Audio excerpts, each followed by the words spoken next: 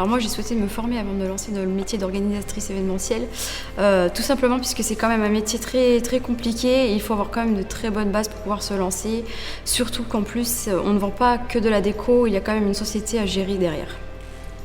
Oh, le wedding planner, c'est tout beau tout rose, il va donner un petit coup de baguette magique et puis tout va aller bien, mais en fait non, c'est un métier très technique et la technique, je ne la connaissais pas.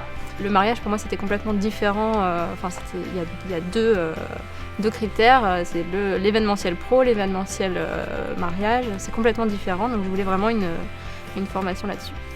Quand j'ai appelé le centre de formation, j'ai trouvé des personnes à l'écoute. Alors le CFE a été extrêmement présent pour m'aider au montage de mon dossier, pour demander une aide de financement auprès du conseil régional. Et c'est vrai qu'ils ont été très présents et je les remercie grandement car grâce à eux, j'aurais jamais pu arriver où j'en suis maintenant. Moi, j'ai autofinancé ma formation, mais c'est vrai que j'ai effectué les démarches. J'ai malheureusement pas eu le résultat voulu, mais j'ai pas du tout regretté ensuite d'avoir financé cette formation, bien au contraire. Je pense qu'on a de la chance d'être formés par des professionnels qui exercent leur métier, encore maintenant alors que nous sommes nous-mêmes en formation. Et c'est très intéressant parce que justement on sent qu'il y a du vécu derrière, qui sont passés par tout ce dont ils nous parlent. Et les conseils qu'ils nous donnent, eh bien, ce sont des conseils on sait qui sont avisés et qu'on a tout intérêt à suivre. On s'appuie sur des cas concrets, on a des exemples de devis effectivement. Mais ce qui est plus intéressant, c'est que le fait que le formateur soit un organisateur, il sait adapter à toutes les situations. Puisqu'effectivement, aux Antilles, les mariages des Antilles ne se déroulent pas exactement pareil que les mariages de la métropole. Et dans la formation, on a su adapter les deux. Les clients se focalisent souvent sur la décoration parce que ça va être ça que leurs invités vont voir en premier. Ça va être ce qui va refléter un petit peu leur journée. C'est ce qui est fun aussi, on va dire. Mais ils oublient aussi souvent, et c'est souvent pour ça qu'on nous appelle aussi, c'est la base des imprévus, gérer les prestataires, la journée, tout le stress que ça peut être, le budget, gérer correctement tout ça. Et je pense que c'est le point principal de notre métier en fait. Ah, c'est sûr. Les outils qui m'ont été remis lors de la formation m'ont été très utiles en fait au démarrage.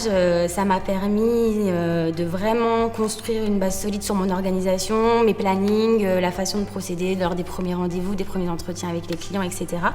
Et bien sûr après j'ai réadapté sur ce que je voulais donner comme élan à mon entreprise et à mon image aussi.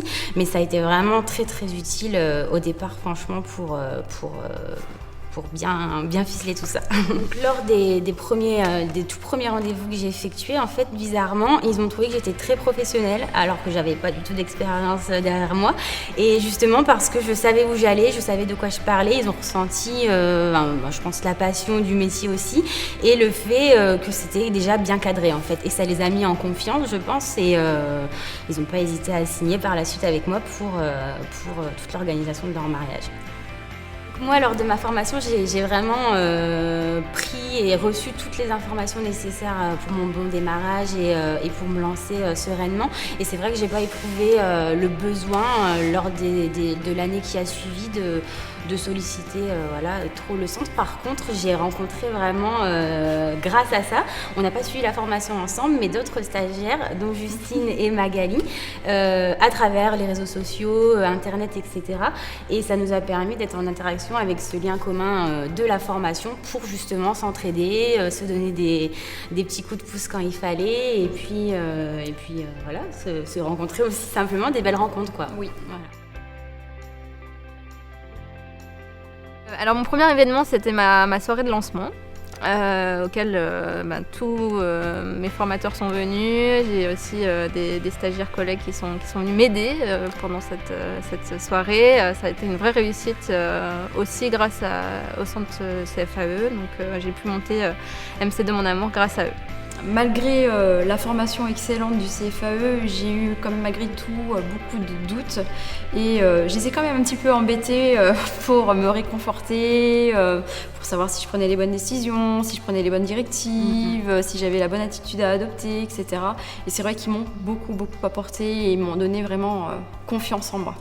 Le module initial, il est court, mais il est clair. Donc, et le fait aussi d'être en petit groupe, donc on peut poser toutes les questions qui nous dérangent et le formateur est là pour répondre. Et moi je trouve que même s'il est court, il est assez complet. Et il y a le suivi de 2 ans après qui va. Donc si jamais il y a une question qui n'a peut-être pas été abordée pendant ce laps de temps, on pourra le poser après. Je suis en cours de formation et je trouve très intéressant. Je trouve les réponses à mes questions, pouvoir être une bonne organisatrice événementielle. Et pour ceux qui veulent se former à l'organisation, choisissez le CFAE. Pour le moment, je suis contente, mes clients sont contents aussi. Donc tout se passe bien. J'ai pas mal de mariages cette année, donc je suis ravie.